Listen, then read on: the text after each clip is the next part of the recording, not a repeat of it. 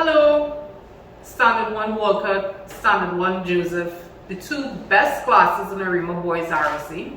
My name is Lisa Morris. I was once your mayor. I am now the MP for Davide O'Mara, and some of you may know me as Minister in the Ministry of Education.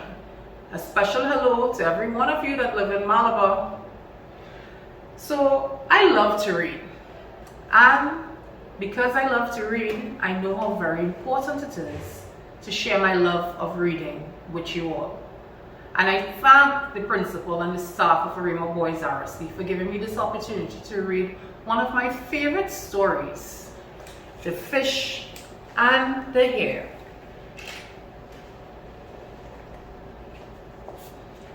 The Fish and the Hare by Andrew Lang. Once upon a time, an old man and his wife lived together in a little village. One day, the old man was walking in the forest when his foot sank into some newly turned earth. Curious, he dug and at last he uncovered a pot full of gold and silver. Oh, what luck, he thought. But I can't take it home because my wife is a terrible gossip. She will tell the whole world. He thought hard and he made a plan. He covered up the pot again with earth and went to the market, where he bought a live fish and a live hare. Then he hurried back to the forest and hung the fish up at the top of a tree and tied up the hare at the edge of a stream. Then he trotted merrily home. "Wife," he cried, "I found a pot of treasure. Come with me and we will fetch it." On the way, the man said, "What strange things one hears, wife.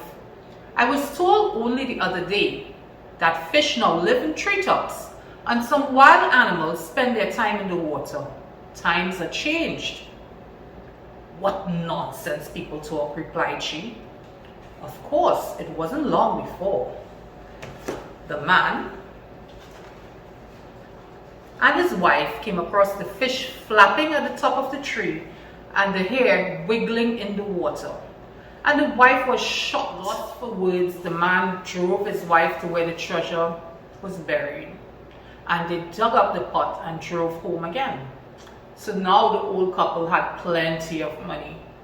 But the wife was foolish. And every day she asked lots of people to dinner and laid on huge feasts. Her husband grew cross that she was spending away their fortune. The woman just went straight off to the mayor to complain. "Oh my lord," she moaned, "ever since my husband found the treasure, there's no bearing him. He won't work and keeps all the money to himself." The mayor took pity on the woman and ordered his secretary to go to the man's house and take the treasure for safekeeping. But the old man just shrugged his shoulders and said, "What treasure? Pardon me, Your Excellency, but my wife must have imagined it so. Ask her how it happened." "Well, Mr. Secretary," cried the wife, "we were driving through the forest and we saw a fish at home on top of a tree and we saw a hare living in the stream." "What? Are you making fun of me?" shouted the secretary, losing his temper. After that, the old woman had to hold her tongue, and the man spent part of the treasure in opening a shop. He prospered and spent the rest of his days in peace. Wasn't that a nice story? The Fish and the Hare. It said a lot about gossiping, and as you know, a hare is also a type of rabbit. I really enjoyed that story, and I think we could get a good lesson from it.